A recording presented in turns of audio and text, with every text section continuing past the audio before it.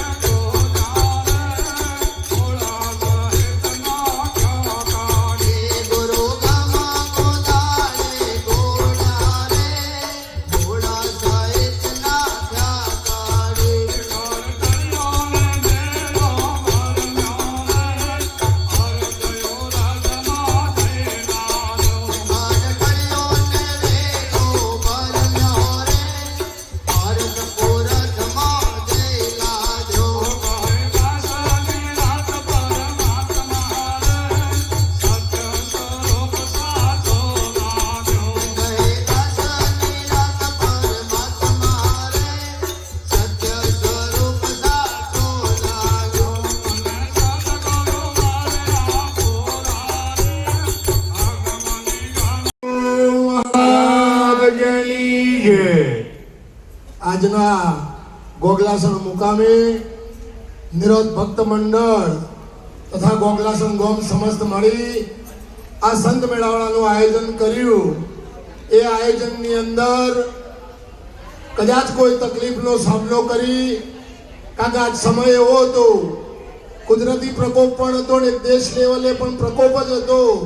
એ બે પ્રકોપની નિષ્ઠા રાખી આજ આપણા ગામની અંદર આ સંત મહાપુરુષો જે પધાર્યા એમને કદાચ આબામાં કોઈ ક્ષતિ થઈ હોય, કોઈ તકલીફ થઈ હોય તો આ ગામમાંથી તમામ મહાપુરુષોનું ભક્તોનું હૃદયના ભાવથી દિલથી તમે મને ક્ષમાયાચના કરજો એવી આપ ચરણોમાં હું વિનંતી કરું છું.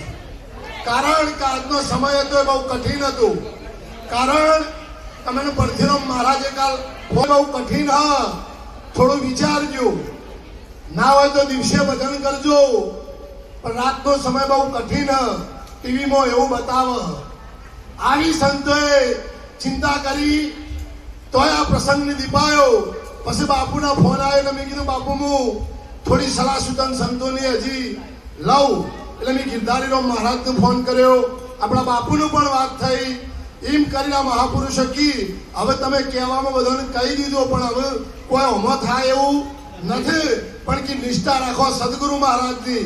કારણ કે આજ જોઈ લો બધા કોરે મોરે વરસાદ થયો, પણ આજ ગોમનો જે ભાવ હતો ને એટલે હોય વરસાદ રહી ગયો. સંતોની ચરણ જ આપણા ગોમો ખૂબ જ સમય પડી ગયો અને ખૂબ સમય પડી. અને ગોમને કદાચ કૃષ્ણ કહું તો આજ બરાબર હા, અને કદાચ આ ગોમને રોમ કહું તો બરાબર છે.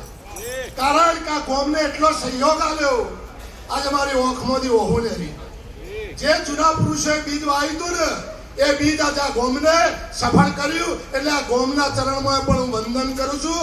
આટલું કહી મારી વાણી વિરામ આપો. સદગુરુ ભગવાનની કી.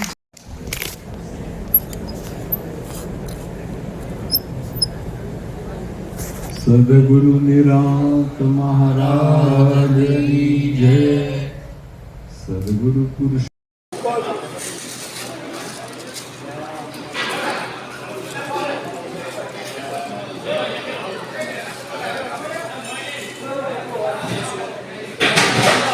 હું આવું.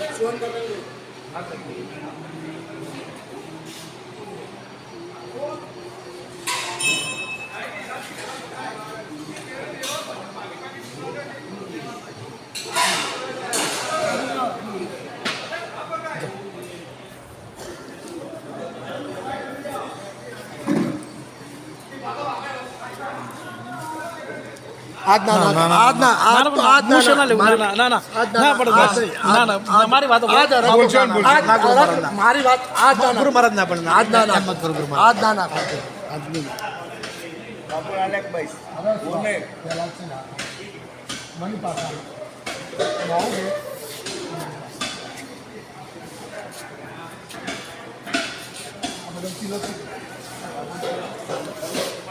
આપેલા